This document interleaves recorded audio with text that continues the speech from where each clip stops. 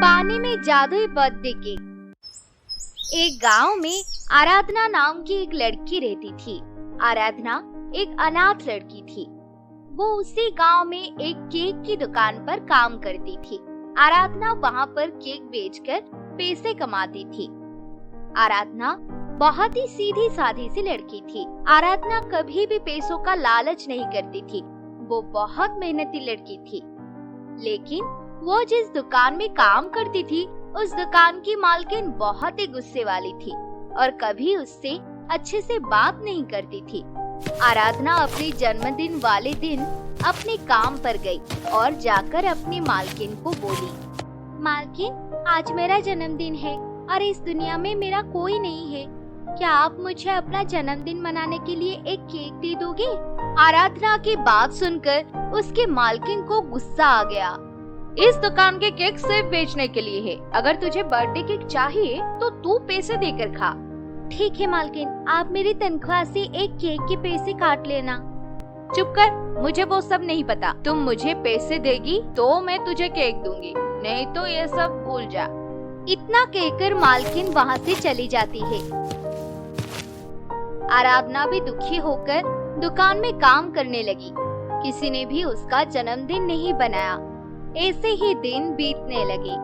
एक दिन आराधना की मालकिन बोली, मैं शहर जा रही हूँ किसी काम से, दुकान संभाल लेना दुकान को।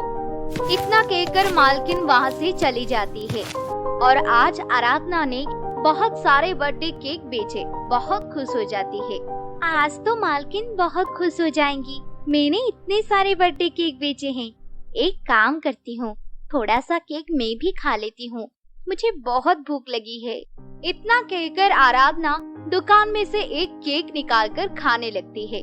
जब वो वहाँ निकालकर खा ही रही होती है कि तभी इसके मालकिन वहाँ पर आ जाती है। क्या कर रही है तू? तेरी हिम्मत कैसे हुई मेरे दुकान से ये केक खाने की? मालकिन, आपने मुझे दुकान ना छोड़कर जाने के लिए बोला था, इसलिए मैं दुकान से पूरा दिन कहीं नहीं गई और मुझे भूख भी लग गई। तुझे मैंने दुकान पर अकेला छोड़कर ही गलत कर दिया। पता नहीं इससे पहले तूने कितने केक खाए होंगे। मैंने कभी केक नहीं खाया। आज मैंने बहुत सारे केक बेचे। मैंने सोचा कि आज आप बहुत खुश हो जाएंगे और आप मुझे कुछ नहीं बोलेंगे। मुझे वो सब नहीं पता। वही तो मैं सोच रही हूँ कि इतने दिनों से मेरी दुकान के केक कहाँ जा रहा है। तुझे पता है ये केक कितने महंगे हैं? मुझे माफ कर दीजिए मालकिन, मैं कभी ऐसा नहीं करूँगी। जब तक तुम मुझे केक के पैसे नहीं दोगे तब तक मैं तुझे महीने की तनख्वाह भी नहीं दूंगी। लेकिन मालकिन, मुझे पैसे चाहिए।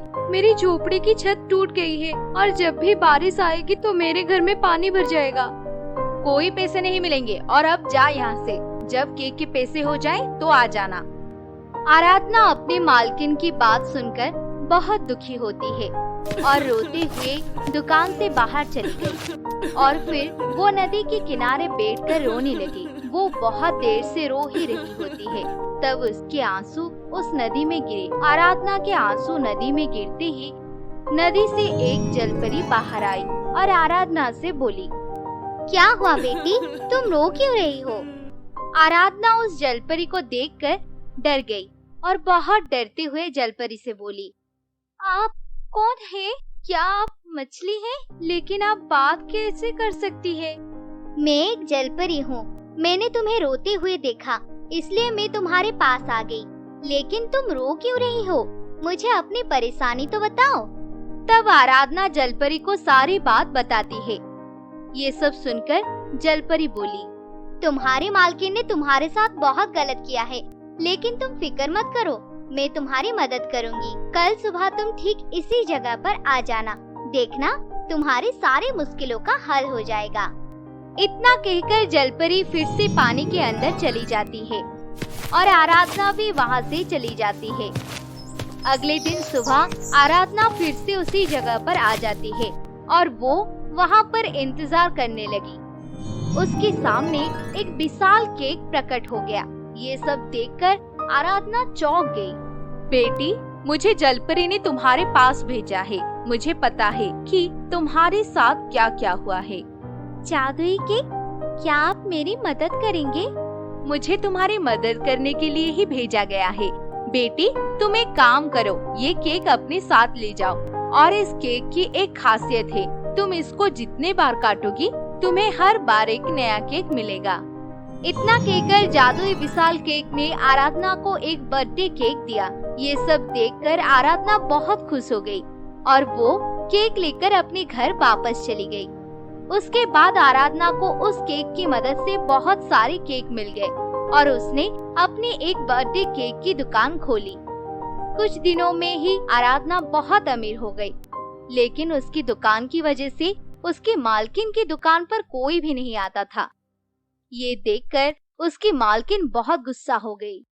इस आराधना के चक्कर में मेरा काम बंद होने को जा रहा है, मैं इसको छोड़ूंगी नहीं। इतना सोचकर मालकिन आराधना के घर गई। तभी आराधना उस जादुई केक को काट रही होती है और उसको उससे नए नए केक मिल रहे थे। उसके मालकिन सब खिड़की के बाहर से देख लिया था। अच्छा, तो इसको जादुई केक की वजह से इतने सारे पैसे मिल रहे हैं। आज रात को मैं ये केक चुरा लूंगी। ये सोचकर उसकी मालकिन रात में आकर आराधना के घर से वो केक चुराने गई। जैसे ही उसकी मालकिन ने वो केक अपने हाथ में उठाया, वैसे ही उसके दोनों हाथ गायब हो गए। क्या?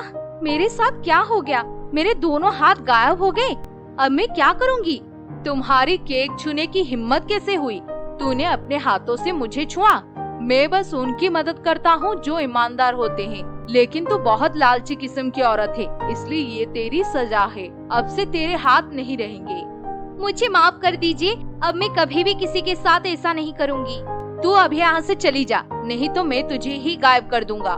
केक की बातें सुनकर मालकिन वहाँ से चली जाती है। इसके बाद उसने अपनी दुकान बंद कर दी, लेकिन आराधना की दुकान और भी ज्यादा चलने लगी और वो बहुत अमीर होती गई। अपने पैसों से आराधना गांव के सभी बच्चों की पढ़ाई में मदद किया करती थी और सभी गरीब बच्चों को खाना भी खिलाया करती थी और अपनी जिंदगी में खुशी खुशी रहने लगी।